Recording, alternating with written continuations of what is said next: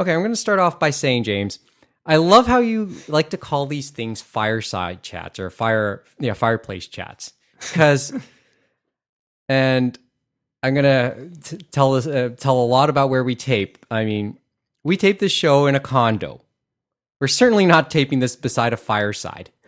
We're certainly not taping this show beside We're not taping it at McDonald's. No. We're not taping it at Tim Hortons. They have some firesides. Well, actually, more so than we do. If anything, we're taping this show beside we're taping this show inside an apartment. There's no fireplace. If anything, this isn't a fireside chat. This is more like a space heater chat because we can't afford a fireplace because we're poor. Please, sir, I want some more.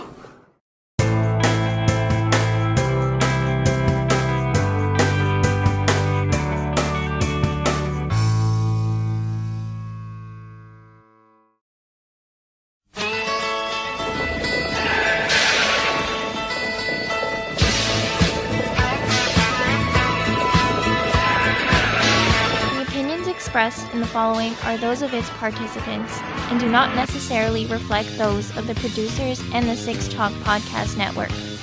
Also, the following contains mature material and mild language, which may not be suitable for all audiences. Discretion is advised. We can't even afford the leather seats, right? That people put beside them. So something like that. I thought it would be a good way. Just I thought that's just a good way to bring out my inner Jim Jeffries, because Jim Jeffries to start us off. So, good evening from our 6 Point studio here in Toronto.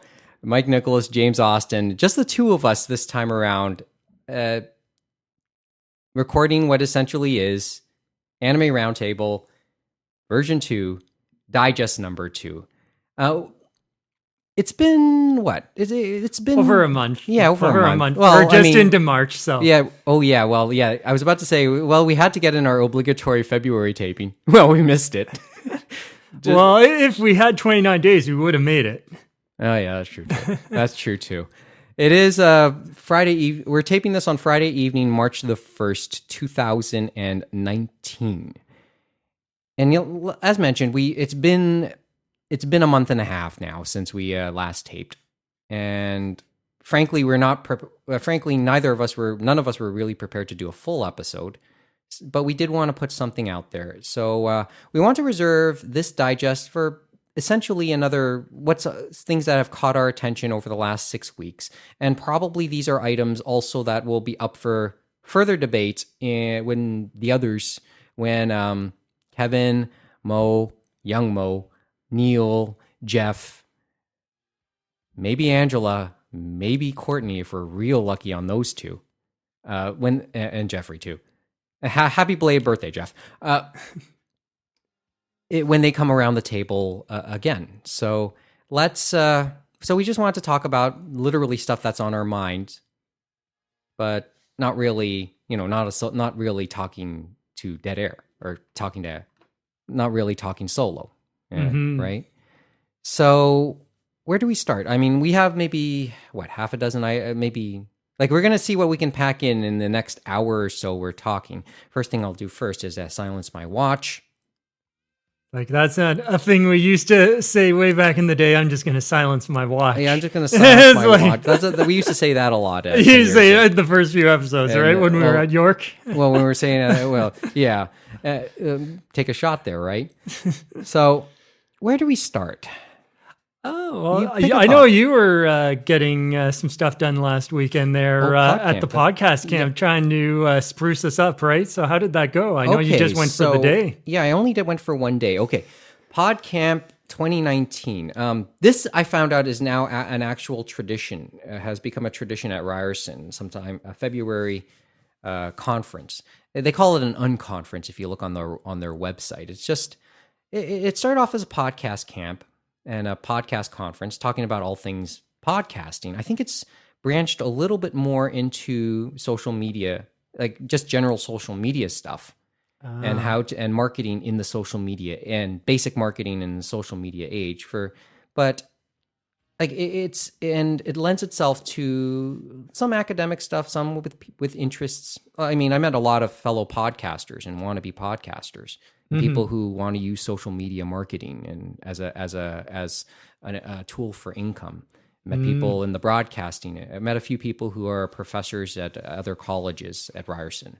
Well, not just at Ryerson, but at Centennial College and Seneca. Met a couple people from the CBC who's heading out, who's big on their in their podcast initiatives there. And it was a really like, it wasn't for something that has been around for about 10 years. Yeah, I think it's like it had been going since at least 2007, maybe give or take, right? And how do I put this? It was small. I still found it fairly small and fairly small. You thought it would be a lot bigger, and maybe it is, and I suppose it's gotten bigger from its original incarnations back more than a decade ago, because you had basically lectures over the course of the show, course of the conference, and maybe about 6 hours worth of lectures each day, give or take, on the Saturday and the Sunday, and then, social events on the Friday and the Saturday evening. Okay. So a lot of lecturing and networking type events and stuff like that with other... Like, I'm not big on... I can't say I'm familiar with doing quasi-academic conferences. But yeah, they're more lecture-based and stuff like that, because they're looking at it from the outside some of the time, and it's like more structure and stuff like that.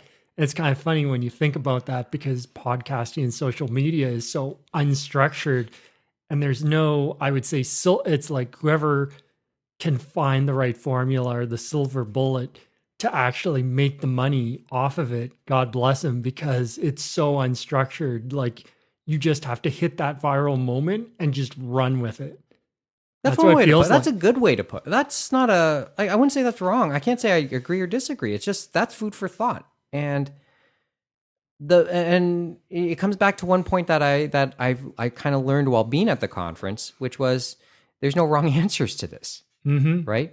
I mean, I'm going to single out two people that I had nice conversations with, or good conversations with, or saw lecture. One is Lindsay Michael, who's the host of like a podcast show on CBC Radio, and I think one of the co-hosts she co-hosts that show with Matt Galloway, the host of Metro Morning here on CBC Radio in Toronto.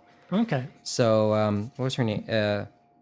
Let me get the exact name of the show. It was called...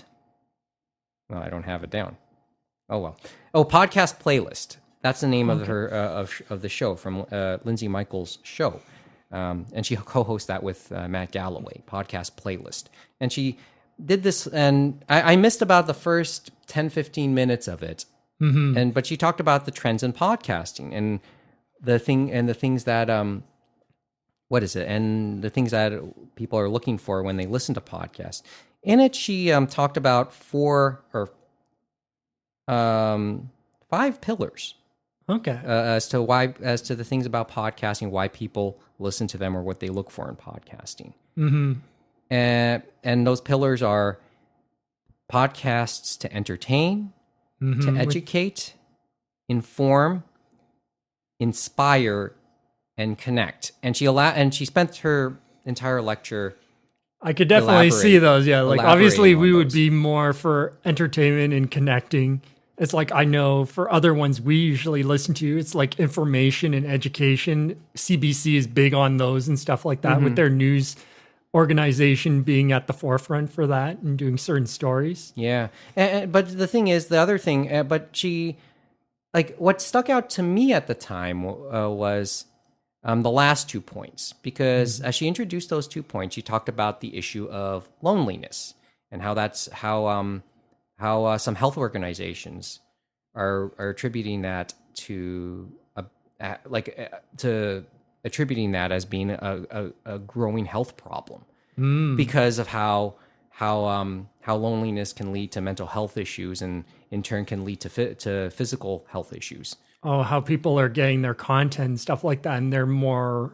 Well, it's more. It's not. It's more like the connecting part, the inspiring connecting part. I mean, it helps people with that. But so it does help people, but it can be a double-edged sword. No, it's not really this. It's more because it's more just like podcast as a remedy for it. Okay, interesting. Because and this gets a little bit big, I suppose. It's because we live in a increasingly, I guess, it's the irony about our societies. Sometimes, like maybe aging some of our issues of aging demographics, people getting older and becoming more isolated. But in the process as they age, they get a little bit more, or get older. Sometimes they get a little bit more isolated too. Mm-hmm. Like, I mean, social media is kind of now social media is your double-edged sword in and of itself. Maybe so that's where I'm not disagreeing with you. Mm-hmm. It's more of a case of, but on the podcast side, we could think of it more like a radio program of old. You know what I mean? And as you said, you can listen to it anyway. People listen to it on their commutes. You can listen to it in your recliner, and so on and so forth. And the subject matter is skewing towards that. That was the nature of podcasting, right? It's like it's like any other version of and the podcast camp regards podcasting as a medium in and of itself, different from radio, different from television, from the traditional forms. And people think, it's going to that there's an importance with it. As I said, I have to I kind of link it more to radio myself. I'm saying it's not an exact carbon copy, but you know what I mean? It isn't. But it has its roots there. It has its roots in audio. So that was part. That's the one thing that kind of stuck out with me. And I do want to go a little bit more in depth into this maybe another time. It's just on top of this, it's a little bit more accessibility. Obviously, there's an accessibility issue when it comes to podcasting.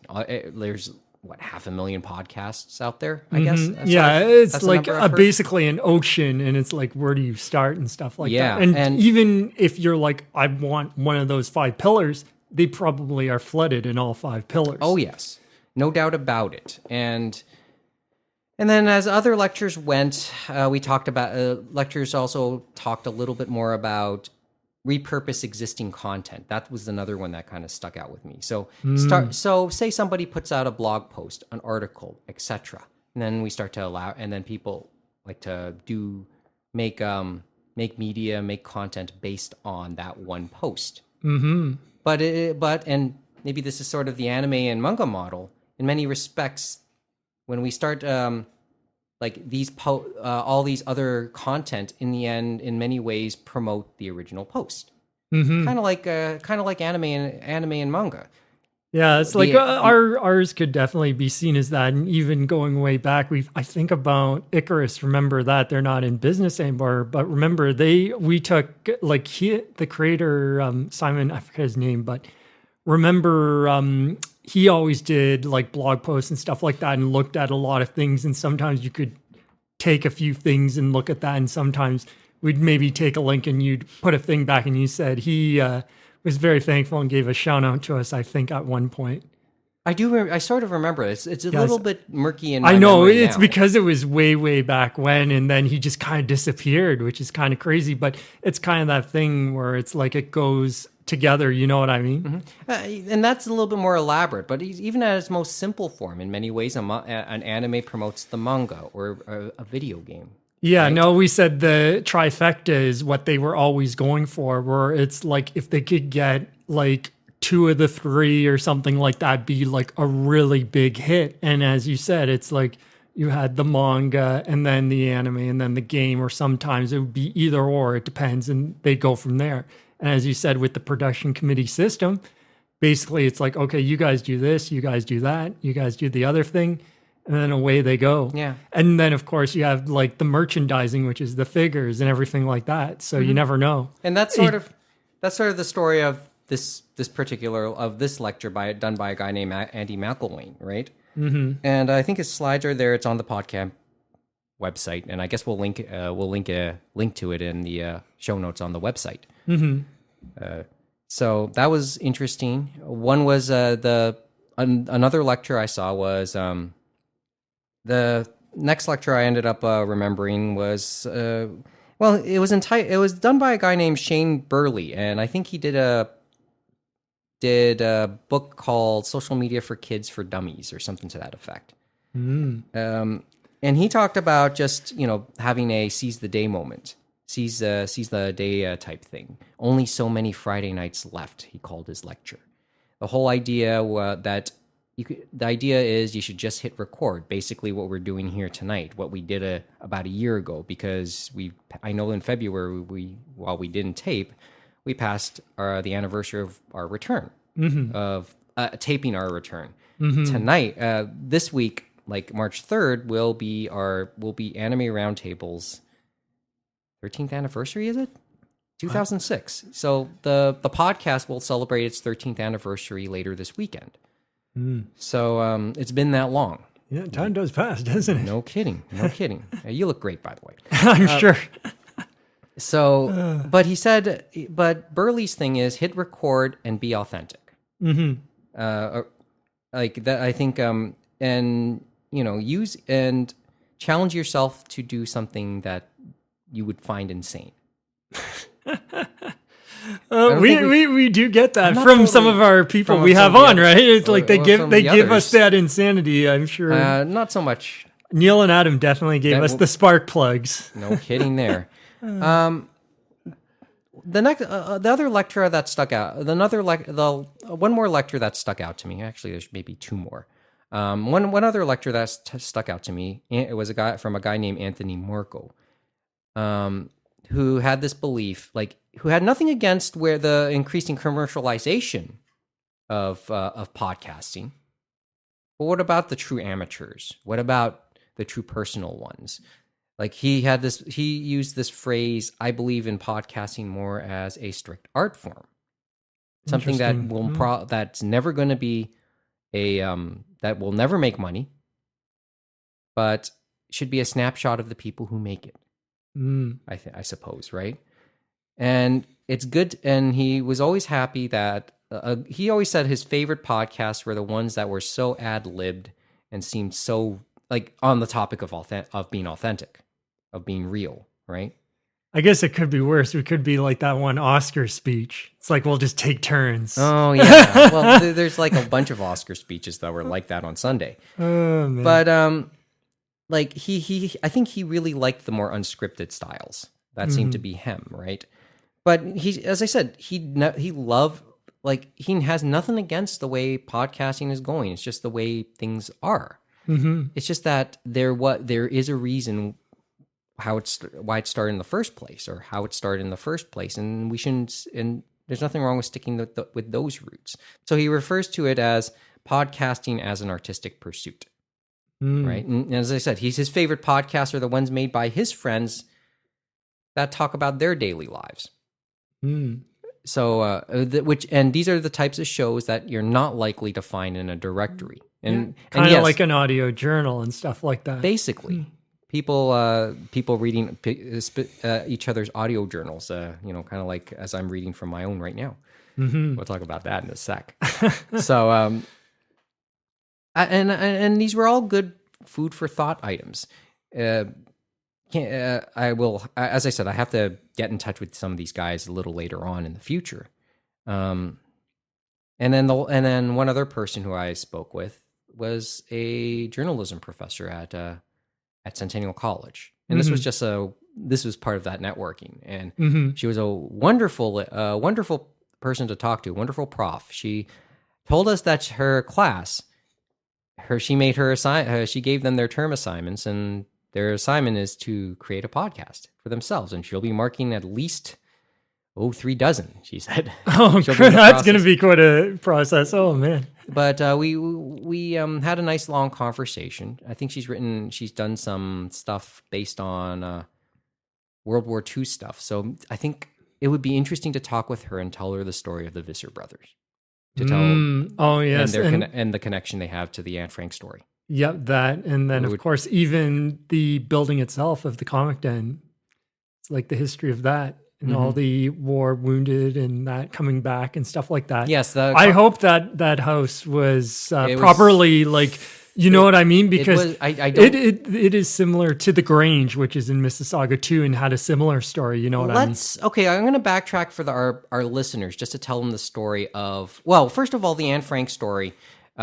We've mentioned that many times, at least enough times that it can be easily found in past episodes. Although we know nobody listens to this show, so if you're looking for it, let us know, and then we'll try and dig it out for you. Okay.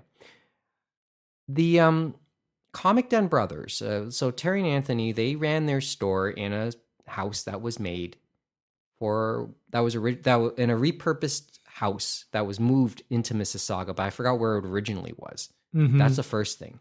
The house was originally made for veterans returning from the war, from World War II. Yep. And they had quite a few things. Like, I think the Grange one was originally there and it had the same purpose and stuff like that, but it is preserved and stuff like that. But it's very interesting, especially when you're considering how small those houses were. Yeah. It's like, it makes you think, how did they fit all these veterans in there and stuff like that? You think about how it is now, right? You know what I mean? Family. I think they were made for each individual families. Probably, yeah. But you're right. That was a cramped space. That was a fairly cramped space. So that's part of it. And when the brothers sold the store, and remember, we first introduced them to you guys in 2007 as the store closed for the final time. And they were preparing to empty it out. They had sold the thing, and it stood abandoned for years. It was actually used, the abandoned storefront was used in some promotions for Free Comic Book Day. I know that because the brothers actually showed me the ad some years ago. But it stood empty for years until recently, until within the last couple years, I believe they demolished it. So I don't think it was preserved at all, but it's not there anymore. I will tell you that because it's just a vacant land. It's just vacant spot. It's just a vacant spot. I don't know if the brothers actually know that themselves too. Yeah, because you said they figured, and everyone else figured, it would be something like a condo or an apartment development because that roadway has a lot of buildings like that, apartments and whatnot. Yes.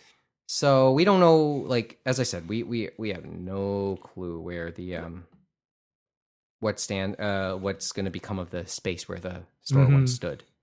But yeah, it's one of those things where, they're not the most prettiest buildings to look at, but those still have a story, those buildings after the war and stuff like that. It's even like when you look at London, England, stuff like that, and you are near St. Paul's and that, and they just built these buildings in the 50s and stuff like that after the bombings and that. They may not be the most architecturally pleasing and stuff like that, but some of them have their stories and their purpose for what they are. So it's not bad to save some of them. It's like we've talked about before, how it feels like we're just paving over our history and stuff like that, and it just continues on.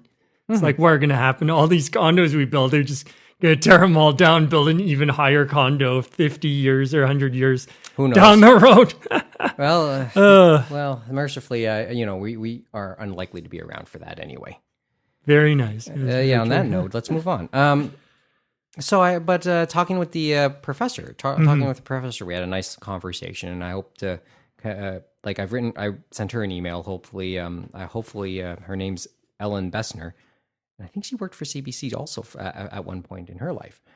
But hopefully, we'll hear from her. I'll hear from her in the near future. But that was a great conversation as well. But the only thing is, I can go on and on about this later on. It seems like you got a lot out of one day because, as you said, it was a 2-day get together. Yeah, and we never had the thing is, I tried to get time to do day 2, but never got around to that because work got in the way. So funny part about work is I was able to get out early anyway. I was kind of late for the rest of the podcast to do the rest of the Podcamp, but it was nice to still relax on Sunday. Anyway, so that's Podcamp, and my only real regret is I didn't, just like bringing back the podcast, didn't do it sooner. And I hope to go again. I hope to personally do it again next year and talk with a lot of the same people. It turns out that I met a lot of people who had done the Podcamp for most of its history, almost all of its history.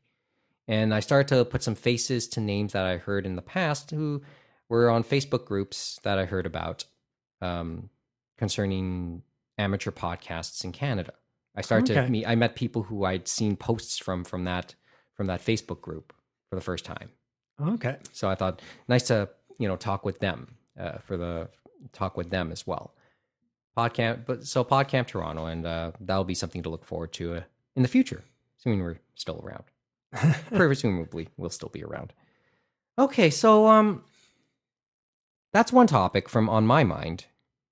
Do we want to get to the heart of this, of what we really want to talk about? I know we're going to talk about this a little bit further when the others are around, but do you want to really get to this one? Yeah. To get some anime content, so to speak, into the episode. It's like we're going to look at exactly where we are and let them know this is when we talk about the anime. Yeah, and you're probably not. It's like, I think most people would have an idea. We might touch on it and probably even further in another episode, but especially the Vic Mignogna.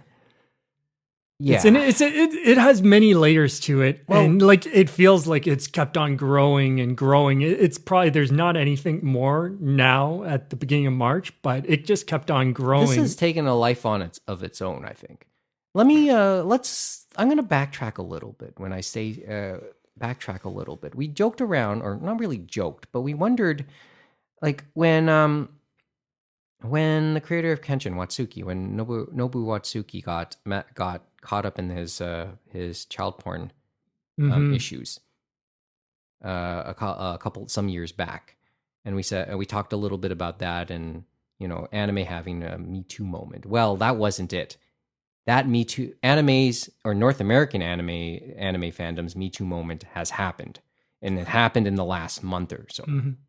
I'll have to find the article, but there was a seiyuu in Japan talking about her experiences and stuff like that in the industry. No, not that. Just general. But just in general. And that was kind of a Me Too thing. And it was interesting, but it wasn't anything we hadn't heard before. Like she talking about, there isn't really acting per se. Like a lot of them, they have to do their voice acting and be an idol now. And then they have to go and schmooze, as she would say, with like maybe the director or producer and stuff like that. You know what I mean? And it definitely blurs the line in a way that I would agree is not good. And explaining them going to a hot spring, and she's like, no, I'm not going into a hot spring with you. It sounds a little bit like the idol industry, generally speaking, like at least what I've heard. And that one, when she was talking, it was about 15 years ago, before the idols became even more prevalent. You know, what I mean? Like there was a lot more that had been through the acting. Well, but then again, we might be talking something about something that's existed always, and maybe we've hit it, the Me Too moment. The Me Too era has made sure. It's hard to say, like on the Japanese side, like they will have it, and she did mention Me Too in that, but how through their lens it'll go through, because it obviously goes a different way, and I feel it would it's not as bam, it hits them right there. It's probably going to be a very slow burn before anything, or someone says, you know what I mean? Or they even start to think realize there. I'm not going to, actually, that's a good food for thought, because then we're talking more cultural stuff, right? Right? I mean, and they've talked about it in general. Even look at France. Like France has taken the Me Too movement in a very different thing, because they have a very different culture and stuff like that. And some of the things saying, hey, this is how we've acted in our culture for generations and stuff like that. And you can't be importing that and how we act and stuff like that, and how French men have been obviously more aggressive. You know what I mean? And I guess in Asia, it'll have its own little tweaks. In Japan, in China, in the Philippines, in Korea. And those are more like those societies, as much as we have taken interest with them sometimes, especially on the show, and to the point of maybe romanticizing it, it got issues. Just like every other society, they have issues. They're not perfect, and Japanese society has theirs. Yep. So, okay, so we're off the tangent, because we wanted to talk about Vic Mignogna. And I hope we're pronouncing this right. his name. I believe it. Don't worry. I'm sure his many fans will come and delete us from the face of the earth if we are wrong. I guess that's another layer in the whole. Like, to me, that's another layer. I heard about that, and I knew that he had a lot of fans and stuff like that. But it's so weird when you think about. Yeah, they build them up at the conventions, and they build them up obviously to sell the anime DVDs and the anime Blu-rays and the streaming now and stuff like that. But it's just crazy how they could get that big for some of them, because it's not like they're getting paid really that great and stuff like that. And how he's kind of built this brand, I think, and he's got like a Discord and a fan club and Facebook and all that. And his mom was supposedly running this stuff. And you're like, holy smokes. It's like, what's going on?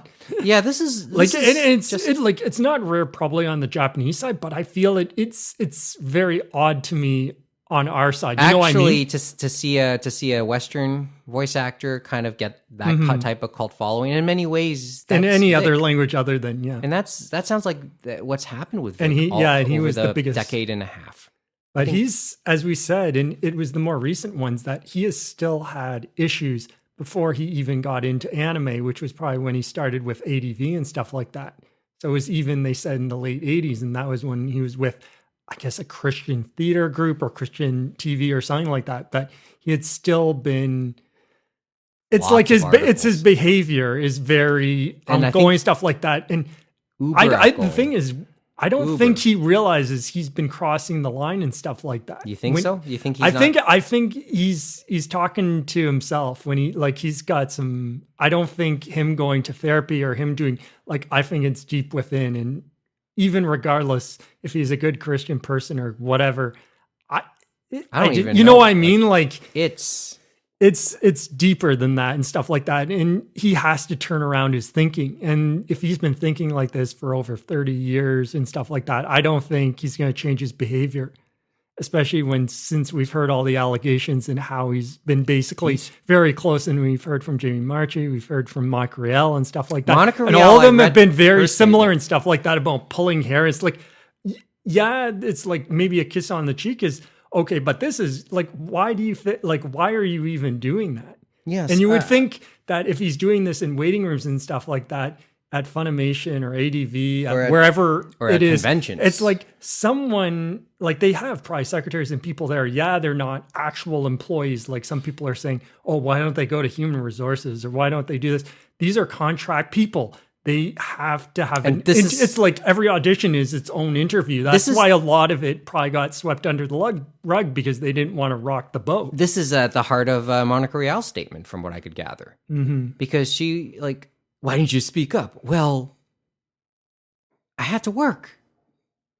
This is like any other version of what we've heard about in the they're more exposed on the thing because they're not actual employees and they're all contract work. Yes, and on top of that, and it's not like they're getting paid a lot, so they need those jobs. Yes, they need to put money on the table and food on the table and money in the bank, and to anybody who says, "Well, why didn't they step forward sooner?" These are probably the same people who will say they're lying, and that's that's the part that kind of starts to bother me about this whole thing. Yeah, it's really weird that we saw, what was it, those two hashtags, Kick Vic, and then was it I Stand With Vic and stuff like that. And it's crazy to think that it's like these two fractions just going right at each other. And I'm just staring at them holy shit, what's going on here? It's you look at the facts, me and you, and we can see the issues, but everyone else in these two camps, it feels like the facts don't matter. They're just going at it. Well, it sounds like a U.S. presidential campaign in many ways. Mm-hmm.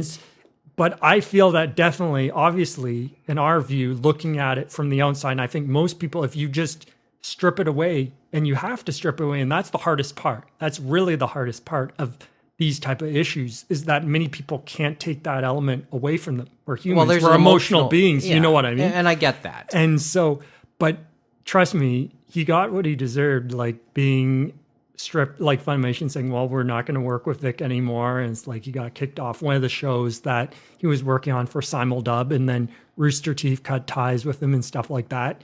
And that's to be expected. And he can go to therapy, he can do whatever, but I don't think he's going to be let back and stuff like that. And he'll be too old because he's in his 50s now. Think about that. It's like, holy smokes. Well, I mean, and you can't really change your behavior when you're getting that old. You know what I mean? Like maybe you can, but might be too late for his career.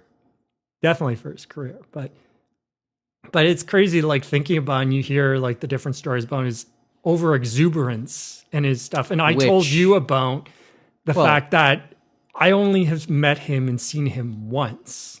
And that was at the Fan Expo as like a one-day mini-con. And he was like basically the one big guest they had because it was just for anime and stuff like that. And I guess he was supposed to either do win, lose, or draw or something with us. And it wasn't a given or whatever. And so obviously they were having him do signings and I guess a panel and all this other stuff. And they he said, well, I'm too busy. And we're like, yeah, that's fine. And so he was having lunch with us while we were waiting to do the other thing. And it's like just sitting on one of those tables, you know what I mean? Where they have in all the convention centers and stuff like that with the microphones, all that, eating his thing. But he was definitely very, as you've heard, like very relaxed, very, I don't know how, like, it's a very hard description to put forward, but you know what I mean? Like very out there and very expressive, and those type of things can kind of be explosive. You know what I mean? Especially when dealing with people, because it felt like he had definitely no limits, just like those other people. Like he didn't know the barriers. You know what I mean? I think yes. In some ways, yes. I mean, let me preface this. Let's preface this a little bit. Everybody who's done this, like the regulars of this show, myself, James, Neil, we like the three main guys, like the three main people of the show. Since we, oops. The three main speakers on this show. All three of us have some experience. Have some organizational experience in Toronto cons in some form. Mm-hmm. Where Kevin does too, because he worked in guest relay. He helped out. He was a guest liaison also for Anime North for a couple of years himself. Mm-hmm. So we've done stuff at these conventions, whether it be we've done stuff at the big two. So whether it be at one time or another over a 20-year period. God, we're old. But we've done stuff at Anime North, whether it's doing tracks at like late night tracks or presentations at Anime North, mm-hmm. or game shows at what's now Fan Expo, mm-hmm. which was CN Anime. Well, right? The anime programming at Fan Expo. CN, mm-hmm. That's the CN Anime component, mm-hmm. right? Yeah, we've done so. We've been exposed and we've met like a lot of celebrities, and in some cases celebrities that are a lot more mainstream, right? Mm-hmm. I was backstage to see James Doohan, one of James Doohan's last public appearances, which was at Fan Expo, mm-hmm. and this was as his I think he had was it Alzheimer's? I don't know what, but they've definitely had a lot of those last time type things. They had with Stan Lee. They had it with some of the Star Trek people and stuff like Leonard that. Nimoy, Leonard Nimoy, mm-hmm. James Doohan. List goes on and on. Mm-hmm. Like, I mean, Fan Expo has had them. I've sat in and been in the same green rooms as a lot of these people. Mm-hmm. So, and that was like seeing James Doohan go for his Q&A, but seeing him hobbling, that was quite a moment for me personally, mm-hmm. to have seen that. So we've seen these things, and the best we can offer for, as we continue talking about Vic Mignogna, is a few anecdotes. Vic Mignogna has done obviously Anime North. he didn't. Yeah, obviously he's done Anime North. He's done the Fan big ones. Expos. He's and done obviously from my anecdote, nothing really happened there, and you're just like, it's just another experience, another person, stuff like that. But definitely, I could see in his behavior how he would definitely cross the line, and how it's very believable what the many different people have said. You know what I mean? So that's why I'm saying from that, even though nothing transpired at all. Yeah, well, I mean, I'll get to my point. I'll illustrate my point from gleaning from what you just said. How do I put this? how do I put this? I mean, I only observed him once, and that was at Fan Expo, at Fan Expo, and I forgot the exact year now. Might have been like 2002, 2003, somewhere thereabouts. Yeah, mine I think must have been 2007, 2008. Like it was a long time ago. Like it was what turned out, I think, his first appearance at Fan Expo. At CNN. Maybe it might have been when he was doing Full Metal Alchemist. So and like I mean, and it may be even further back than that, for all I remember. He was one of the person who was assigned to him was a volunteer, and it's a mutual friend of all of us. Neil, it was one of the guys who eventually would rise to prominence in the old anime club at York University as well. No, I won't mention names at this stage. We'll just leave it at that. But come to the recordings. Well, we can mention names there.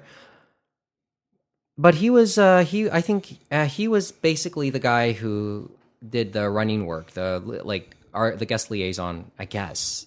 He hung around Vic most of that weekend, and I know they hit it off. But and I've yet to talk to him about what his opinion might be of this now. I'm not totally sure if this if this friend even is aware of the allegations right now, because he's been so out of the game the last little while. So, and that was the thing interesting. We talk about conventions and they talk about in the different articles, because it wasn't just Anime News Network, even though they broke it pretty much. It was like in Polygon, it was in Kotaku, like all the major nerd Do you remember media. the name? What was the name of the writer of the expose on ANN? I forgot her name. Oh, I forgot to tell you the honest truth. I can't remember off the top of my head. We'll probably get back to it when we get back to this topic, and we'll mention it. But yeah, you can easily find it. But I can say open secret is definitely one thing we saw common in all the different articles and stuff like that. And I can understand that, but to a point, remember, it's not an open secret to everyone, because conventions are just so big and stuff like that. Like I know for me and you, we were further away from the VA scene and stuff like that, dealing with guests and all that. We were in our own universe, you know what I mean? Because we had to get game shows done, or we had to get rooms set up and done for all night rooms to get the program set up and all that. Yeah. And so you kind of live in your own bubble in some of the different departments and stuff like that. Well, yeah, I mean, okay, the only observation I can make of Vic Mignogna, he dressed weird. I thought he was a little bit, he came across to me as like a little odd. I know, I definitely would say it's as we said, now I'm thinking the words out there is what I would say when I describe what I described. It's just that the way he conducted himself, I thought, I wouldn't say as a guest of honor, as an actor, somebody in the industry, he shouldn't have acted like this. It's just that the impression I have of how people in the industry should in any industry like this, maybe they shouldn't. I would expect them to act a little bit different, or a little bit more formal, a little bit more polished. This wasn't the impression I got of Vic. That's the one thing. That's the one thing I can say about. That's one thing I can safely say. Right. So, but it wasn't necessarily a bad impression. It was just odd. It wasn't. It's like connecting the dots and stuff like that, especially for people. And the other thing, it's like, it takes a few things and then you're like, this is just, and then it's like, oh, that explains a lot. So, I mean, that's sort of, that's where it was with me. And the reaction to this, and you touched on it just briefly, this is getting Gamergate-like. And the whole Gamergate history is not lost on me, but not totally, like I'm aware of it, but I don't know its details. I don't think I want to know its details, because it gets vicious. It sounds like the to and fro, the defense of Vic, especially the defense of Vic. And the crazy thing is, a lot of those people, and there are some that have come out and even said it about the people in the Discord, obviously in the Facebook group, that have come out and then finally changed their mind, is he has a very young fan base. And you're like, holy smokes, this is like, I know anime and manga and all that, it's like we've gotten older and stuff like that. It always has had a younger fan base and stuff like that in the late teens and the 20s and stuff like that. But it's crazy how young the fans are. You know what I mean? And it feels like that's where it starts to get disturbing.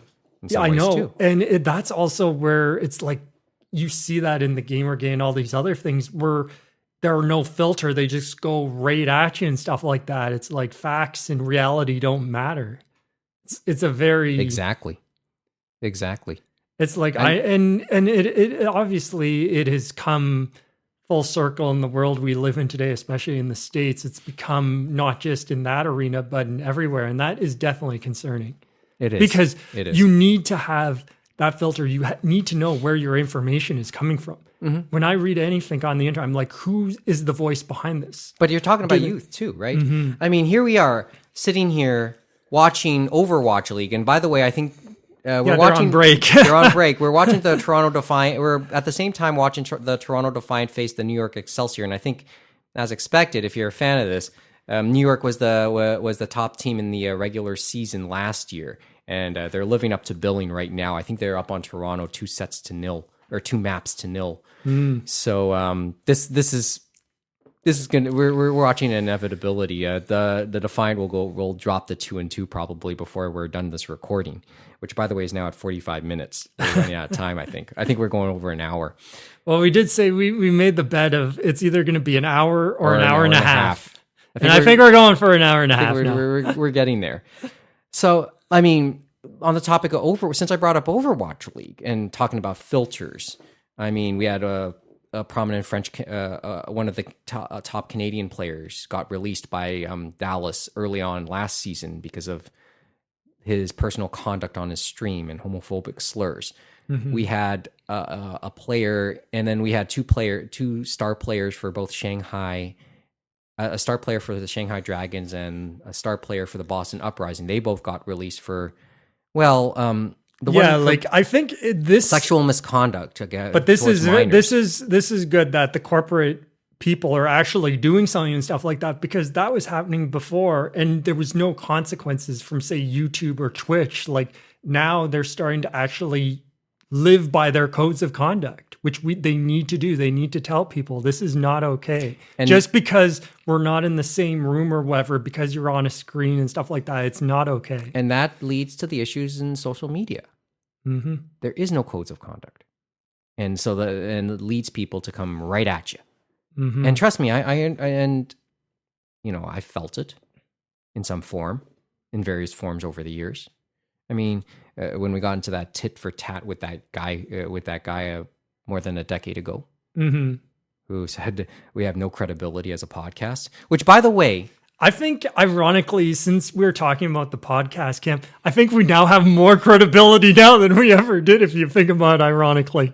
Well, yeah, because you need to because we have our rawness and stuff like that, and we do admit our mistakes. Maybe we overdid it talking about our mistakes on that one, but still, we talked back and stuff like that, which is what you need to do. Have that discussion.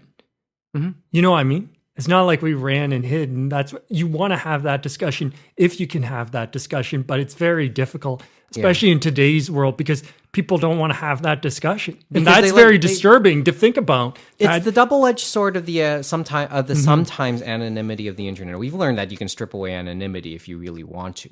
No, of course.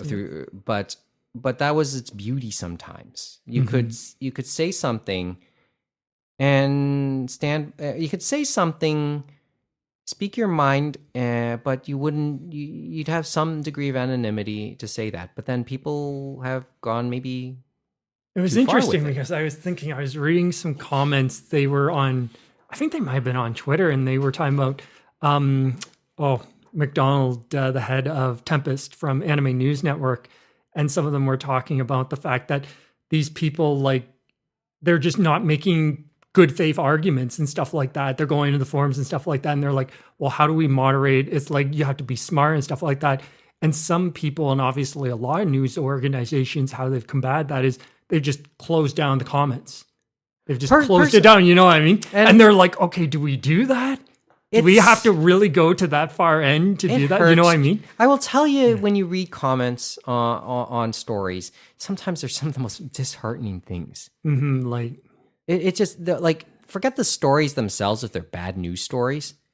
Like if it's about bad news, the comments sometimes that's what really ruins your day.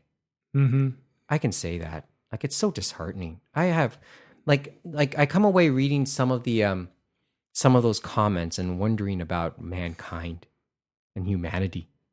And I'm not told, I can't, and maybe that sounds a little much. But when I think about some of the stuff I read, it gets to you in your mind, because you're thinking, did they just drive by post this, or did they actually spend time out of their day to just make this awful comment? Like, yeah. You know what I mean? Like, did they put that energy and all that? And you're like, what are you thinking? What is going on in your mind? I mean, well, I tend to think of some of these people have way too much time on their hands to come up with something so vicious. Especially when they're the longer ones. And I just love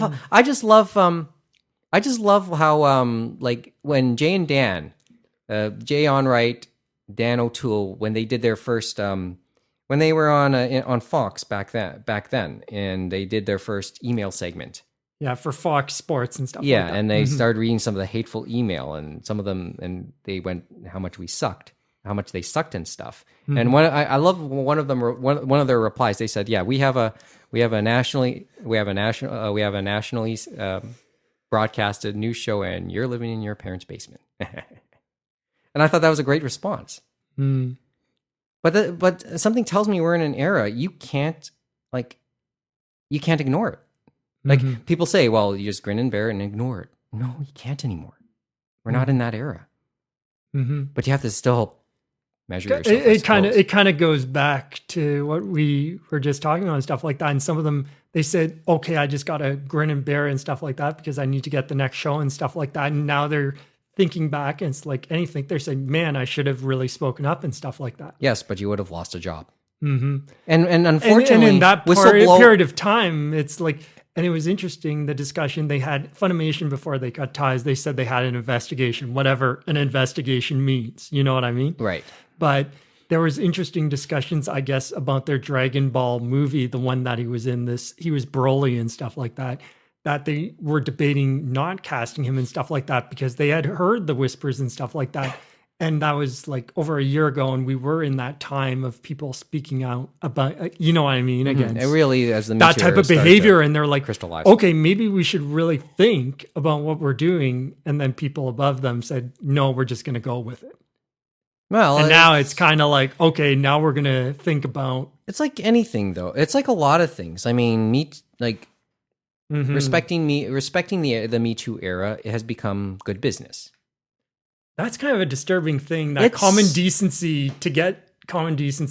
it's a bit. You know what I mean? That's kind of a sad thing to say. That sad. Common decency. Yeah, I can see why you. I thought we were always of the feeling, Mike, that you should be treated like I would want to be treated, and so on and so forth. Yes. We're not going to be perfect, but now I admit that we're not going to be perfect, but I figure we could at least talk it through and stuff like that. But it feels like some people have lived by a different moral code that's just disturbing and concerning, and is just unfiltered. And I don't know. And I guess this is we're letting ourselves get into a discussion that's way bigger than maybe we want it to get right now. It's just a money thing to me, right?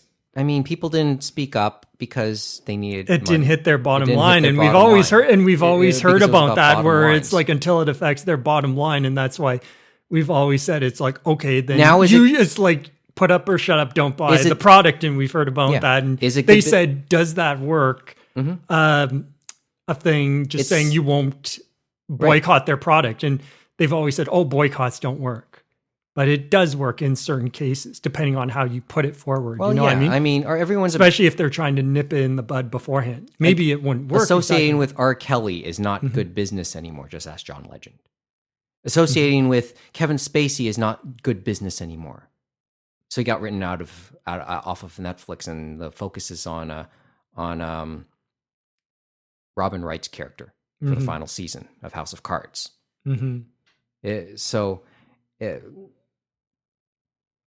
it's so for the anime industry now, it isn't, whether it's the conventions or the actual production, like polished productions, is it good business to associate with Vic Mignogna? Not anymore. Mm-hmm. That's why he's getting banned.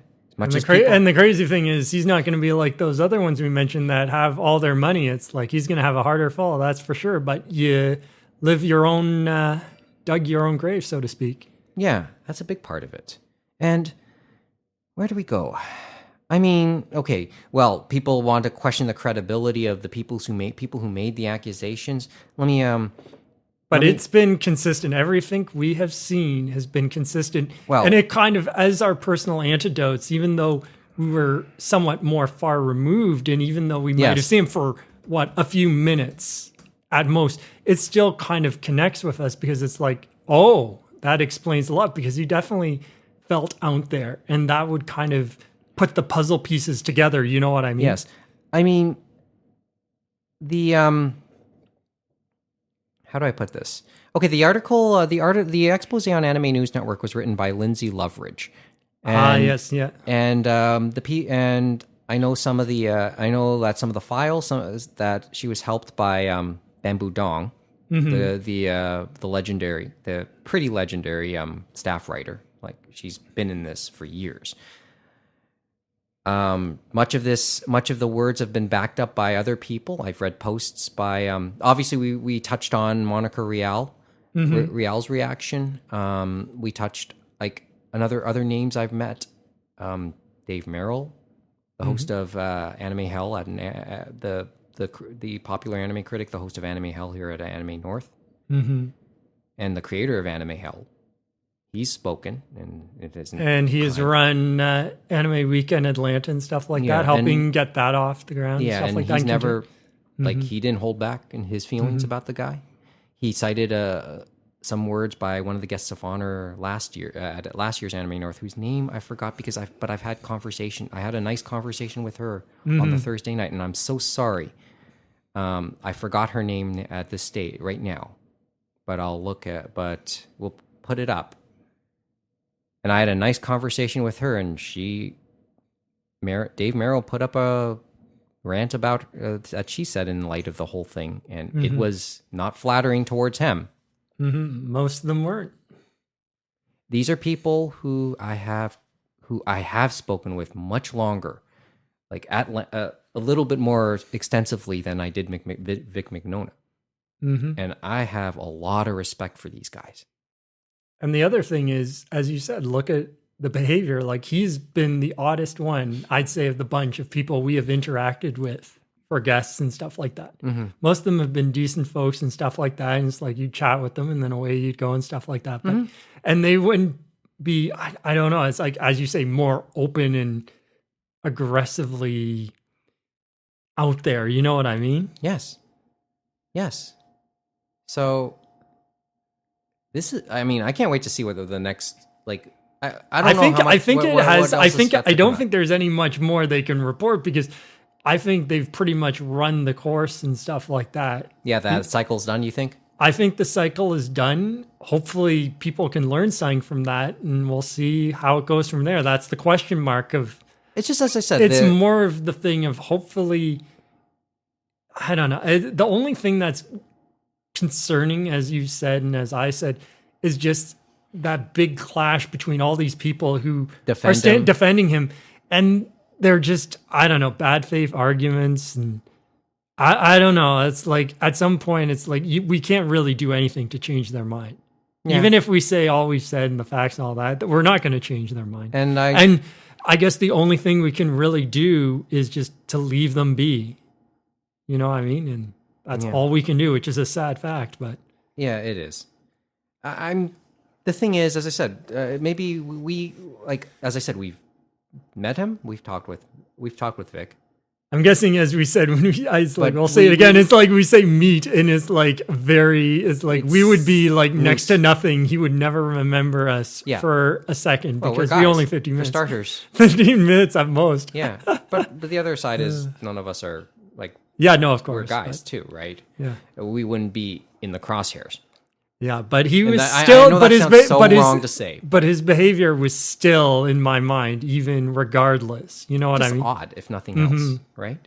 Yeah, very out there. It's Yeah. like, Well, and I know people may slam, and I'm going to try and get on. Let me get on the head of this because I know I talked in my first on one of my early on my minds, like about a year, like in June, last June, about talking about my experiences with Paul Sorrentino, the one of the top now I think one of the advisors of the premier of Doug Ford, and some of the stuff he had gotten into, but my own interactions with him at work. Right? He had been caught up in prostitution and drugs back in Florida. But that's not with underage people.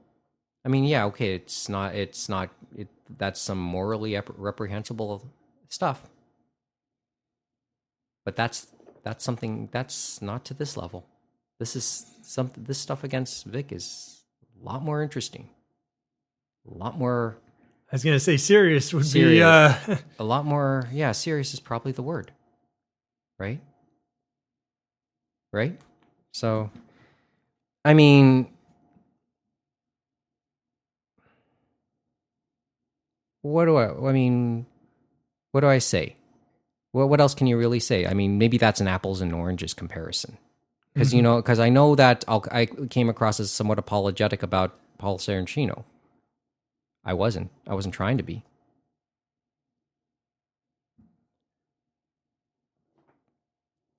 And,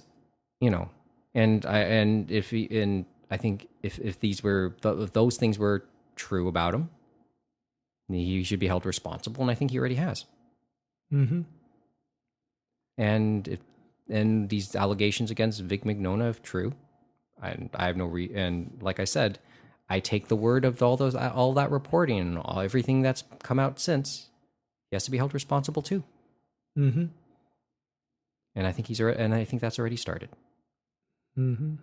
Okay, so lighten it up a little. Yeah, I think we'll lighten it up after we come back from break. No, we're not doing break. We're just gonna roll with it. We just roll. It's just one single recording. That's That's how we do digest. We just don't take breaks.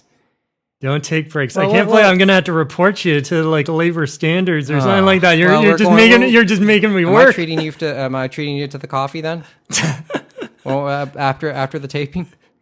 Oh man. So, what's the score in the game there? Yeah, it is 2-0 in the Defiant Excelsior game. So, and they're on map 3. Okay. All right. So, we've talked at length for about half an hour now about that, and I guess one more thought. I want to talk one more thing, and this is a little lighter, and maybe to start to answer something else that was brought up in the last episode. If you are able to remember it after having your caramel.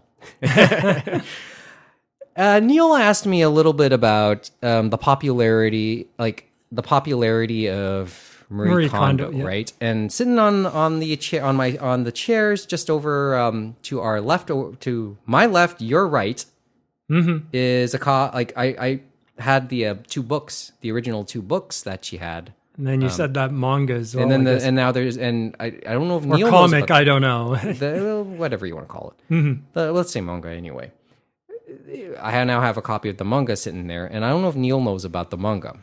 And he tried to put me on the spot over why is she so popular? Why is she so popular? And I can't say I totally know, but I'm starting to try to understand a little bit. And truth be told, my mom, I'm told, has seen a few episodes of her Netflix show, and she loves it apparently. And I did want to put up a theory as a thought. And even for as long as I've had the books for a couple of years.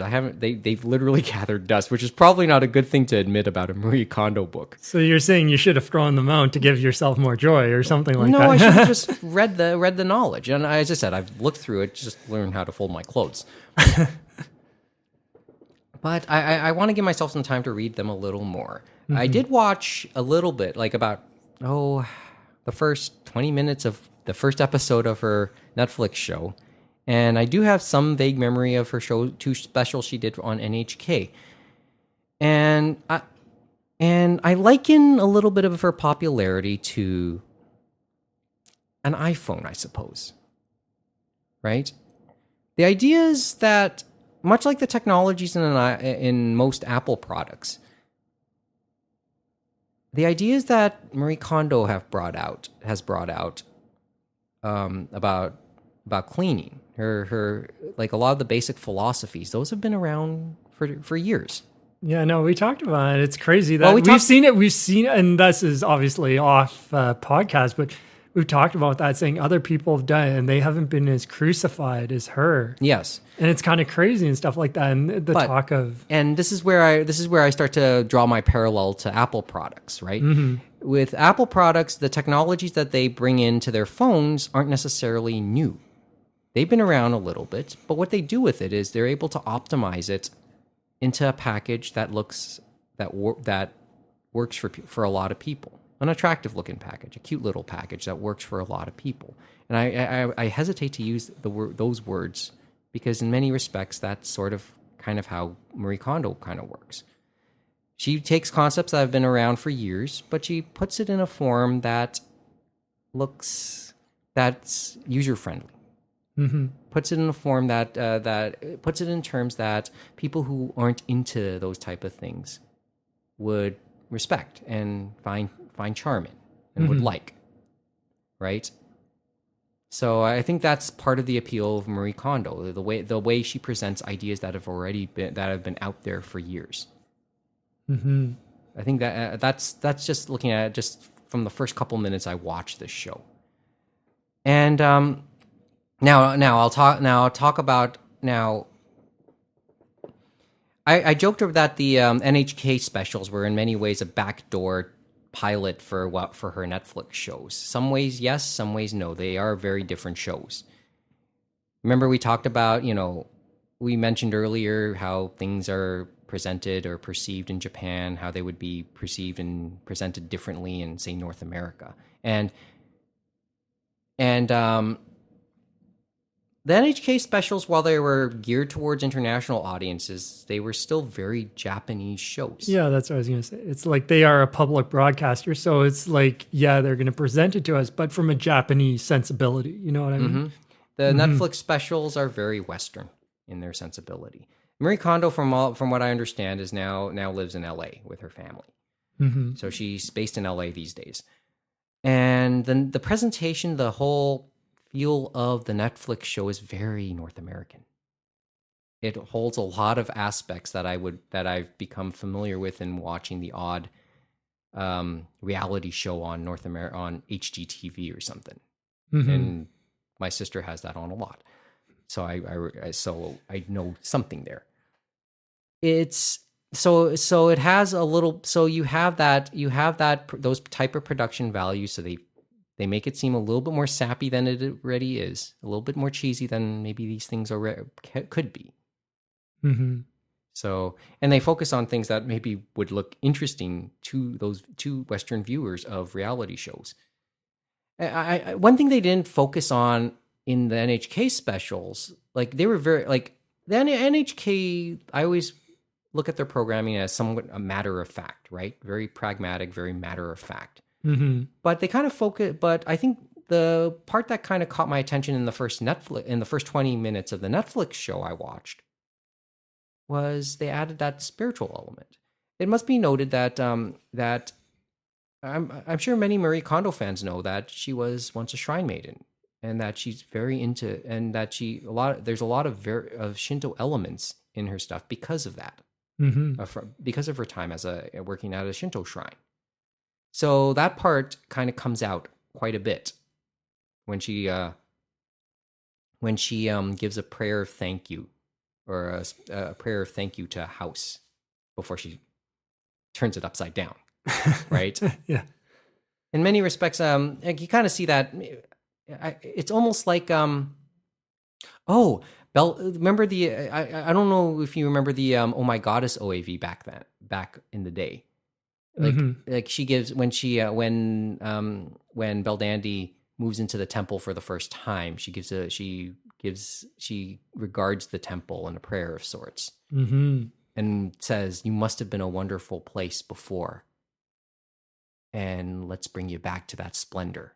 In many respects, there's a moment like that in that first episode of the Netflix show. Marie Kondo has has a moment that's sort of like that. And anybody who's seen the show will know exactly what I mean. And that's what I saw. So the production values, what they decide to show, what the editing decides to show in the Netflix show. I made this joke: Is this Fuji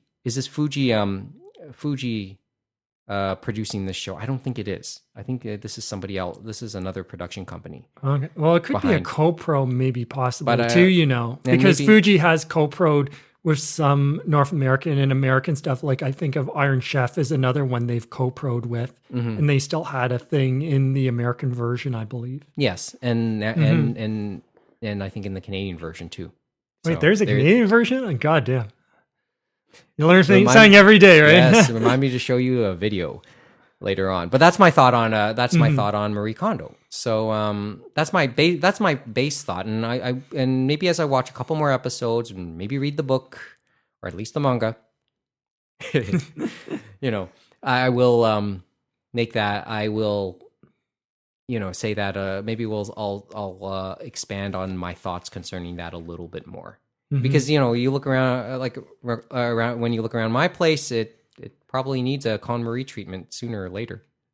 So, trust me, Mike. It may look not the greatest, but trust me, you could be worse off. I'm sure there are people with worse messes, as they say. Yeah. So I think you have there's method in your madness. Let's put it that way. Perhaps. Okay, so but there's my thought on Marie Kondo. Do you want to add something, or is there not too much, because I haven't really gone down the rabbit hole and stuff like that. I've just seen the stuff in the main thing. You respect my logic, though? Yeah, no, I think the logic makes a lot of sense and stuff like that. Yeah, as I said, I liken Marie Kondo to an iPhone in that sense. But no, that makes very much. That is the simplistic view, which I think makes sense in explaining it. Yeah, we have had things like that before. It's just if you put it in the right way, it's almost like, as you talked about with Overwatch League, like we've talked about that last year and stuff like that, and how they've put the package together for esports, unlike others, which is more palatable to the viewer. You know what I mean? Yeah, North American stuff like that. Brought it up, yeah.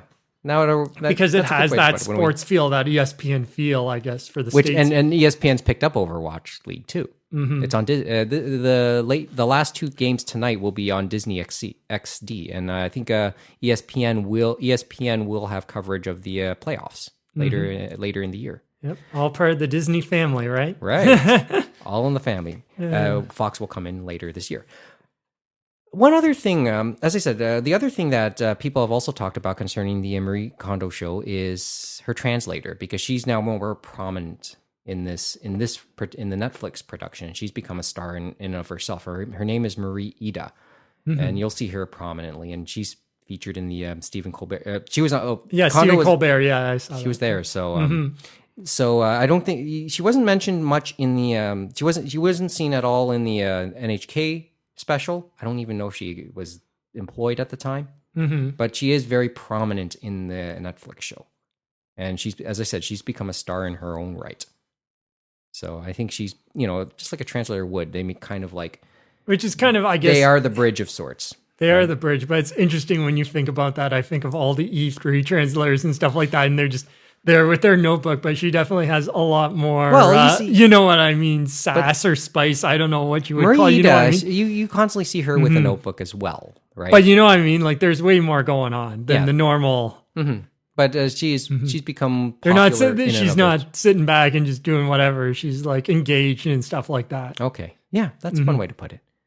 Okay, so, but as I said, just like maybe the Vic Mignogna story, and we'll talk about that. And one thing, Bamboo Dong, and I just want to come back to this for 1 second. Bamboo Dong kind of hinted that this article was coming out some week or so before it did. So, and she knows what she's talking about. That's the thing. She's been around herself. Okay. Back to the happy stuff. Happy stuff. I guess it all depends on your definition of happy, huh? Well, we're we're going to Tim Hortons and Wendy's after this, right? So, can't believe it. Well, okay, so a couple more minutes to go. Well, what's on on the topic of streaming and stuff? I know we'll talk a little bit more about Blu-rays another time. Yeah, no, I know we were talking about stuff we've been watching and stuff like that. And Crunchyroll, what's on your list these days? What's on your stream? What's on my stream? There's quite a few I'm watching from the new season, stuff like that. Like at the moment, I'm watching Kaguya-sama. It's like I know a lot of people are watching that. They probably definitely won't be able to like catch up to the manga. That's one of those ones. Even like Domestic Girlfriend's another one. It's like such a long manga, so it's like they're like, oh, we're only doing 12 episodes, so it's kind of nice to watch while it's there, but it's going to be interesting to see where they land. The one, though, I am intrigued by, which is one I recommend everyone to watch, is My Roommate is a Cat. And that one's an interesting one where it's like this writer and he's very alone and very isolated and stuff like that. And then he finds this stray cat, I guess. And then this cat brings out... I got to write down your titles later. That's why. Sorry. The cat brings out, I guess, his humanity or brings him back to socializing with other people and stuff like that and brings out his writing and stuff like that. And so you have the first part of the episode is basically with the humans, with him and the friends and the people he interacts with, and the cat's still there. And then the next part is seeing it through the cat's lens and the cat is speaking internally. You know what I mean? Kind of like Garfield. Yeah, in a way, but obviously they can't understand it. But it's a very interesting slice of life show, and I know a lot of people have really enjoyed it who have cats and stuff like that. It's a tuxedo cat and stuff like that. But it's been a fun show, I think, and a fun surprise to watch. Like there are other ones, like The Promised Neverland is another one, which is kind of funny because that's a Noitamina show, and Amazon had exclusive rights, but because I guess Aniplex is the main thing behind it, it's on all the streaming services. But that one's a very interesting one because it's a Shonen Jump one, which is interesting because it's a more, I don't want to say mature, but it's a more darker thing than we're used to with, I think, the Shonen Jump titles and stuff like that. It's very Jonathan Swift-esque, where it's basically... There's a name. Yeah. Basically what the premise is that it's all these kids in an orphanage, and then they find out because they go to see the one orphan supposedly is being sent somewhere, and two of them go out and then find out the truth that when they're being sent off, they're actually being sent off to these otherworldly creatures, which are basically eating them and stuff like that. So they're being farmed to be sent off to be eaten. You know what I mean? That's one way to say it. So that's not exactly the normal Shonen Jump way, right? As you would say. So it's an interesting thing, and it's like kind of a thriller from episode to episode, and now they're trying to basically escape. I got to see your list later. Just to, because I know I can see you're reading that off a list. Yeah, no, there is like other ones are simple ones, like Boogie Pop is the other one, and that one we've seen before. I think it's like 18 episodes, so it's actually going to do all the novels that have come out. Like I think the one Right Stuff did like way back like in 2000. That was during like the wave, of course, as we know, where everything was out there. Remember when anime was becoming popular? They only did some of them. But it's like, I got to go back and watch the old one because now it's like, I'm not sure my memories of the old one, you know, I mean, comparing to it, because remember, that was in traditional animation compared to what they're doing now. We're old. It's been that long. But the crazy thing about that one is they did the other thing where it's not an episode a week sometimes. Like they had 2 episodes in week 1, then last week, instead of finishing up the second arc, they just put out the third arc and just said, oh, here's 4 episodes on top of the other episodes. So they had 5 episodes up that I somehow got through. But I have to write down your cue later. And the last one I had was the magnificent Kotobuki, which it's not something I would buy, but it's interesting watching it because it more has to do with this world. They don't have any water and stuff like that. It's basically set in a desert, and basically to get between the cities, they're using planes and these blimps and stuff like that to get there. And they have to worry about pirates that are in airships and stuff like that. And so a lot of it is focused on like the airplanes and that. And the interesting part, other than the characters, is the planes themselves, because they have these shots where it's like this first person perspective. It's like you're in the plane and you're seeing them do these ridiculous maneuvers, or they're shooting at something like that. And it's like, oh, this is kind of different, you know what I mean? Like it brings you into the show more, and you don't see that as much with certain shows and stuff like that. Like I don't know why, it just brought me into the show more. Interesting. my streaming, my Crunchyroll stream is only still right now still just one show, and it's still Toradora. And I just got past episode, I think it was 15, was it? I should look at my... I guess that's the thing, because remember, you're still watching many episodes, right, Mike? Yeah. So it's like, for me, it's kind of like... Yeah, I watched... it's almost like watching... I watched episode 17. I'm so not capable of binge watches myself. I would like... mine, it's not binge watching for me. It's more like, okay, what am I watching today? If I have time to watch something, just like if I was watching TV and stuff like that, you know what I mean? Mm-hmm. That's what I kind of liken it to. So it's not like I'm watching a lot and stuff like that, but I'm not watching, like, it sounds like I'm watching a lot, but there's a lot of anime, as they said, too much anime that they produce now, and not all of them are something we would watch. I know. Even though it sounds like I'm watching a lot, I'm probably not scratching the surface. Like, it's ridiculous. And I'm not even close, obviously. Like, there was one I wanted to watch on Amazon, which is Amazon exclusive, was the the thingy the one from Tezuka. It was his classic one with the swordsman and stuff like that. That's like, unfortunately, it's... yes, I do know what you're... It's like Dodo, is like, you know what I mean? Yes, I think I know what you're talking about. Because remember, they did that one way back in the day, and it was a black and white one. And that one, I'd be intrigued to go back, and if I find a legal source, to watch it, because I'm intrigued to see how it would translate to now and stuff like that, because they haven't done that one since that black and white anime. Like, they have done Astro Boy, they have done Blackjack and stuff like that. So it's like interesting that they're bringing some of his other works and stuff like that, which would be nice, because Tezuka, as you remember, had many genres that he looked at, from shoujo to seinen to shonen. Like, he touched them all. He touched all the bases, and a lot of the animes are just on the main stuff. Dororo. Yep, correct. That's it. Because I've been told about this show, and they recently... And I think it was Mappa that was working on it. But that would be an intriguing one to keep an eye on if we can ever find a legal source. Well, I think it's on Amazon. Yeah. But as you know, it's like, do you really want to play... Like, I look at the Prime price and stuff like that. It's like, what am I really getting out of it? For us here in Canada, it just doesn't feel like there's enough value. You know what I mean? And that's the sad part. But it's like, that's right. And we even with the shipping and all this other stuff, it just doesn't feel like the value's there. Mm-hmm. And especially for one show, right? Right. It's got to be more than that. As I said, my watch is still Toradora on the anime side, and I was told it gets a little bit more, like, it matures quite a bit.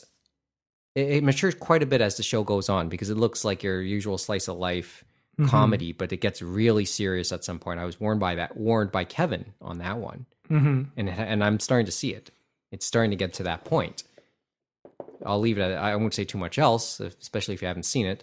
But I'm liking it a little bit more, and it has me interested in the light novels somewhere along the line, which I should mention. And like, Toronto Public Library, or public libraries, you might be hard pressed to find them in. The manga I know is in public libraries now, but so that would lead me to purchase.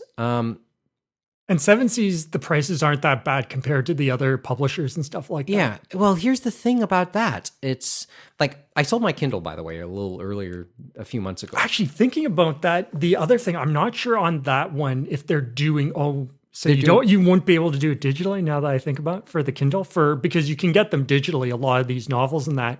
It is available. Toradora, the interesting thing, I'm not sure if they're doing it for that one, but some of their light novels they're launching in the spring, like, for example, Restaurant to Another World, which is one I'm definitely going to get.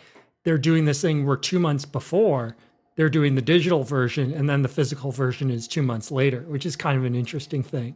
Yeah, but sometimes once again, it comes down to money. And for me with Toradora, the price between the Kindle version... I definitely, you would definitely go with the digital for the books compared to more often than not, yes. But the Kindle version and the regular and a copy of the real of a physical version, there isn't much of a difference. I think it's less than $1. Really, and it's like, because some of them I know are lesser, but I guess it all depends. Yeah, let me anyway, you could always wait for a sale, as they always say, right? Well, yes. Let me check the current price of the graphic novels. Light novel number 1, paperback. The paperback of the Toradora, Volume 1 of Toradora, is priced at $13.99 on Amazon.ca, and the Kindle edition is $13.13. Interesting. I don't know. That's interesting that they're at that price for, I forget who Seven Seas goes through. If I know it's Macmillan and stuff like that, but for the digital side, you know what I mean?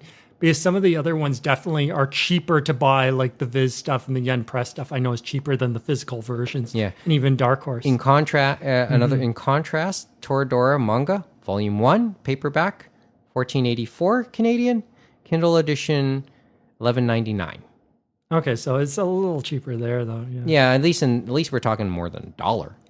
Mm-hmm. But as I said, maybe I'll finish this up. I don't know if it tells it tells the whole story. If the whole story is told in the no, anime. Unfortunately, it is not. So you have to actually go to the novels. Oh, I have no issue with that. You know that. So yeah, you have to unfortunately go to the novels. It's one of those things where they just had to finish up somewhere. It was a nice spot where they finished up and how they decide to finish up. That's the thing, as I said, with those 2 shows I was talking about I was watching, is that they have such a long amount of manga, but the 2 shows are only for 12 episodes. So they had to find somewhere to stop, which will be interesting. So it's almost like Berserk, as I say. It's like the anime is basically an advertisement for the manga or the light novel. We talked about that earlier at the beginning of the show. So anyway, I got let me pick your brain on that a little bit later when we're talking off air, okay? Yeah, no, it's like, it was interesting even being able to watch some of the shows recently, because I was telling you about the fact I've been using the Xbox app, and they finally redid that. And that looks like that's going to be the future of Crunchyroll for some of their tabletop apps from consoles and stuff like that. And they're starting to get better. It was some growing pains, as I told you, Mike. It's like I couldn't even use my Crunchyroll app. But it's just weird because of, like, sometimes content allowed on, depending on which version you use. Now, that one, they had all the content and stuff like that, but there were weird things, as I told you. This one, for the Xbox One app that they have, it definitely is a different layout. It's a darker feel. It looks like Netflix. Like, it looks like they went for a more higher-end thing. The thing, though, is they had weird things, as I told you, that just felt off, that were in the other one, but not in the other thing. Like, remember how we said the drama, the live action stuff? It's nowhere to be seen in the new app in Xbox One. None of the live action. And I'm thinking to myself, does that mean at some point it's not going to be there? Is it, as we said, some things just don't transition over, but all the live action not being there? That's weird. Mm-hmm. And then other things, it's like they were nitpicks, as I told you, like, how, example, I used to be able to rewind and fast forward just normally on the old app, and this one's like 10 seconds back and forth, which seems odd, but that's a normal thing for a lot of other apps, as we've talked about. And then the other thing is there's no history. Like in all the other apps for Crunchyroll, you would say, okay, I've recently watched this, that, and the other thing. There's no history. It's like, all you do is... Yeah, I know. You said you did say to me that it's and like, so, if you're gonna navigate a queue, your queue, you're better off going into the PC. Mm-hmm. And then you still have the thing where you can go in and I'll say, this is the next episode, so it kind of has something. But this week they had another update, and hopefully it fixed it, where at one point it broke my thing where it wasn't saying that I had watched an episode. And even when I went to the PC side, it basically said I hadn't watched that episode, even though I had on the Xbox One app. It was kind of fun. There's no what is it? They said they did another update, so hopefully it fixed it. They've had like 2 or 3 updates. And the first update I actually did need, because I couldn't even get the app to start. Like, people were pissed off. Like, when I went to the forums for Crunchyroll, there were people just yelling into the void, as I said to you, because they were like me. We couldn't start the app. It just literally gave us an oops, good luck. Yeah, that's sort of it. And some people obviously didn't have access to through other means, so I could understand some of their frustration. They might have went a little overboard in how they expressed their opinions, but and then the other one I know, I was thinking on one last little nitpick I noticed is, if you were going, because I'm watching it from week to week, a lot of shows, but I was watching something else where it went to the next episode, and I noticed that it basically cut out the episode. and said, okay, it did the countdown that way instead of doing the countdown after the full episode had finished. It's almost like what they've done in mainstream television over the last few years, where you don't even get to see the credits. You can't even see them because they want another commercial there. And I'm thinking to myself, don't tell me if they were on ads, they would somehow find a way to put a fucking ad in there. You know what I mean? Yeah. Because that kind of irritates me a bit. Well, podcasting, that's part of the dilemma in podcasting, actually, these days. Anyway, so there's that. So that's my lone anime thing. And I got to get value, a little bit more value, I guess, out of my subscriptions. I know that's the thing, as we said, with all those subscriptions, is like, can we, how much are we actually using? Most of my watching, believe it or not, is still sports and esports. Surprise, surprise. Overwatch League, and then watching our beloved Toronto teams. Yeah. And then, that's why they got all the rights for those teams and stuff like that with Rogers and Bell and all of them, because they know live events are a big thing that you can't get anywhere else. Right. Right, sporting events is pretty bulletproof in the streaming era, in the on-demand era. Yeah, of course. And if I'm to continue, let me go. There's that. Obviously, on the Netflix side, I've mentioned Terrace House. I've mentioned Marie Kondo show, so those are still on my queues. And then I'm continuing my NHK work for one more month. So a quick recommendation right now on NHK is I think they're doing a documentary series on Miyazaki. So I think part one of it has aired 10 years with Hayao Miyazaki. I know it's been longer than that, but there is a documentary series currently airing on NHK World, and the first episode of that, which is on Ponyo, is on demand on the NHK World website. It's kind of interesting thinking about that, because isn't G-Kids, they're releasing like another documentary on Miyazaki and Ghibli and stuff like that? I remember that. So there's so many out there, but there's another recent one I know they're talking about. And then on top of that, the week before they started the documentary series, they did a special about the music of Studio Ghibli. So, which I don't know if is still on demand at the moment, but hey, there you go. And there's been some and there's been some stuff like samurai era shows that tell the tale of the first Tokugawa shogun and his effect on creating the city of Edo, which would eventually become Tokyo. Okay, maybe not totally anime related, but we're more Asian pop culture too.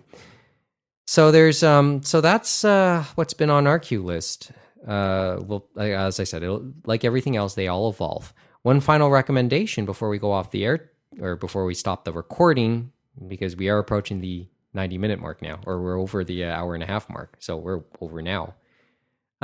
If you're in the Toronto area this weekend, and once again, this is one of those things where if you are hearing this now, it probably came and went. The Japanese Canadian Cultural Center will be holding their spring festival, the Haru Matsuri, this weekend on March 2nd and 3rd. I did mention this on the Twitter feed. So check that out if you're in the area. I think admission is at least $7 if you don't have a JCCC membership. Always something interesting to see there. I think the centerpiece will be a martial arts demonstration. It's one of those, well, it's cold out there. It's cold out there, but then the weather is so crappy out there right now. But the Spring Festival at least is a reminder that it's coming. Well, we'll see. It's been a roller coaster for us out here. I think I it's like snow one week, then it melts, then ice and rain, then melts, and then snow. I think and I'm going to read verbatim on what the website says about the Spring Festival. Each year, it seems like we're barely experiencing true winter weather as we start preparations for the event. But without the cold and snow, there would be no anticipation for the upcoming season. And there is definitely no better way to head into spring than to visit the JCCC for this. So I think I thought that's an interesting way to put it. So if you're in the area, check that out. I'll try and go myself, but I know I have a busy weekend. And I would say, I'll presume you do too. Yeah, no, a busy weekend. So unfortunately for myself, I wouldn't be able to go to that event. I know there are other events we were talking about that are upcoming and stuff like that. We probably should mention one thing, even though it's a couple months out, we might mention again because they announced it a couple weeks ago. Yeah, so bring up the TCAF thing now, and then we'll talk again about it towards the date. Yeah, no, it obviously TCAF's in May, and they announced that Junji Ito is going to be one of their guests of honor, and he's well known for his manga and the horror genre and stuff like that. And he's released, like, Viz has really went in on him, trying to release maybe one a year. Like, he's coming to Toronto because they're promoting Smashed, which is being released by Viz in April. So it's kind of a promo for that. And it definitely is a good get for TCAF because they've done a lot of the signature type people that Viz have, or those type of alternative manga type people, you know what I mean? That would catch our interest. They would catch comic book interest. They would catch an art lovers type of interest. You know what I mean? Like, you could see it not just in a manga, but maybe on a canvas. You know what I mean? Okay. But it's interesting thinking about that too, because a lot of the time, like 10 or 15 years ago, so many people tried putting out his manga like Tomy and all that stuff. It just felt like it didn't sell. So it's incredible that he's gotten more response and stuff like that, and that he's able to come out to an event like TCAF. And it's just, there's so much manga that he could sign. Like, I have one book here that I'll show you, his Junji Ito's Cat Diary, which is kind of not horror related. Ironically, it's about a diary of him and his cats and stuff like that. And it's just a fun little... Yon and Moo. Yep, it's basically off kilter from his normal stuff, which is all horror related, and it's just an interesting read. So I'm debating I probably will get that signed. I might get Tomy signed as well, but I remember like Tomy and some of the other stuff. Like, it was released by Comics One, it was released by Dark Horse, and now it's released by Viz in a hardcover. This is Kodansha. Yeah, some of his stuff has been released by other pubs. So Kodansha has released this one. It's still in print by them. Vertical has one out by him, but most of the main ones are being released by Viz, and they've been trying to get out one, and theirs have been interesting. It's been hardback, and obviously if they're still releasing them, they're getting a better response than they used to. And I think a lot of those ones, they're from these Japanese re-releases he's been doing since the beginning of the decade, which are, I guess it's the Junji Ito collection, except they don't do that in English. They just base it off whatever one of the things, the stories is. You know what I mean? Yeah. Oh, oops. and one other thing is, so there's TCAF, and I know you're always big on TCAF, and maybe I'll finally. I guess some of it helps that it's free and stuff like that. So free we always say it's like free actually helps. Like, it's incredible the support they get from the city, from some of the not the embassies, but some of the consulates in the area do stuff. Like the French consulate helps them out because there's obviously a big descent anime culture there, of course. But there's a big visual book, graphic novel culture. Yeah, and then of course the Toronto Library, of course, because they're at the reference library and stuff like that. They definitely help out there. And then Chris Butcher in that, and the fella from The Beguiling, which of course Neil talks about as well. It's like they have put their life and soul creating it and keeping it going and stuff like that. And getting some of these guests, probably it helps that Chris Butcher is now with Viz, searching out talent for them. I know it's culture. It's more cultural than it is commercial. That's the impression I get. It's like, I remember, I think I said I met someone in the line last year at one of the things, and they said how big it was compared to other small press expos and stuff like that. And the one, I think it's either outside of Washington or where it was, but it was the small... it's a small press expo or whatever, and they said that this might have been as big or maybe a bit bigger, and I was like, really? I was like, wow. It's like... Sometimes life surprises you in that sense, right? Yeah, no, like I knew they had grown and found more space in the reference library, but it's definitely, and they're still doing normal library stuff while they're holding this event, which is incredible. The Toronto Reference Library kind of went semi-viral because it was featured in a NAS Daily, or like earlier or over the last year. And NAS Daily, if you don't know, it's like it was this guy who traveled the world for 3 years, 1,000 days, and he made like 1 minute videos every day of that trip for 1,000 days. And he featured the Toronto Reference Library in one of them when he came to Canada during his round the world tour. He's long since finished his 1,000 day journey, but produces stuff for Facebook exclusively now. So I think it was always a Facebook thing. So maybe you wouldn't be familiar with it, but it was a viral thing at the time. Mm-hmm. So there's that. And what else? We pretty much run out of time because now we're at about an hour 40. But I guess we'll bring up the International Fan Festival one more time before it happens on Easter weekend. We're going to record something. I know there are some movies that are supposedly coming out to Canada, like in a couple of weeks. I know the Fates Day Night, the second movie is coming out, and then Penguin Highway is going to come out when IFF is coming out in April. I think I Want to Eat Your Pancreas is being distributed by the same people who are doing Fates Day, or in the States. Yeah, it's Aniplex. But they haven't said anything for screenings here, from what I've heard. Yes, because I think they had a one shot in the States, but like a one weekend a couple weeks ago. Because I got the light novel.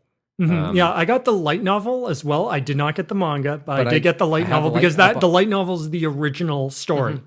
I got the light novel as part of to complete an order. Have you happened to read it yet? Because I need to get to reading it because I don't know why. I know the basics of the story, but I haven't read it. Yeah, I've heard some of the basics of the story. Well, I'm feeling that it's going to be similar to Socrates in Love. That was another novel from Viz. Yes, not sure if you've read that. No, but I know how that ends too. Yeah, it feels like it might have a similar. You know what I mean? So I want to leave that thought with you. Or maybe I'll give that a read and share some thoughts. Yeah, no, we should both try to get to that one. It's just find the time, right? We got a lot to do. Anyway, that's about it for this time around. As I said, we went a little bit longer than we anticipated, but hey, that's the way it goes. We touched a lot of topics. Some deep ones, some good ones, I thought. Yeah, and we might come back to them as we always say, right? Oh, yeah, well, I'm kind of counting on it because I'm curious to hear the thoughts of the others, especially on the Vic Mignogna story as that goes on. And then we'll talk, and then I'll share more thoughts on Marie Kondo, I suppose, some other time, and then You're going to convert Neil, huh? I'm not out to. It's kind of hard to for starters. Very true. Yeah. So, I guess that's about it. We'll see. The plan for us is not to go another 6 weeks without taping. We do anticipate that we'll be able to bring what would be, I think it's episode 8 now. It'll be episode 8 when we come back, when we do it. A full episode sometime in March. Because I know that both Kevin and Young Mo are chomping at the bit to eventually return to the microphones as well. So let's leave it at that, okay? Thanks for listening, guys. Thanks for listening. Thanks for listening for the last hour and a half, hour 45. But thanks for listening out there. I'd say that's normal for us. Yes. I'd say, right, Mike? It's if they've stuck with us, then thank you very much because you really are. Yeah, true. You guys are real troopers. Hope the commute wasn't that long. If you have any questions or comments, as always, we're always looking forward to getting emails. animeroundtable@gmail.com is our email address, and we are on Twitter @animeroundtable as well. Trust me, we don't get any emails, so I can almost guarantee you will get a response of some sort should you write the email. And if you're curious, you can check out the show links on our website, animeroundtable.com, and our archive on SoundCloud at sixtalk.com as well. It's the production company website. It's been a good year. It's been a great year it's been a good year, and now we can officially say that the podcast has been around for a year again. And it's been fun. So can't wait to see how the rest of 2019, it's been a while. Yeah, no, that's the important part, right, Mike? To have some fun, have some discussion. Mm-hmm. Hopefully you can bring more people to the table, as we always say. Yeah. Well, people are always welcome around it. Just say something good. Just say something that adds a good layer to the discussion. Anyway, thanks for listening. We'll see you in a couple weeks for episode 8 of the Anime Roundtable. Good night from Toronto.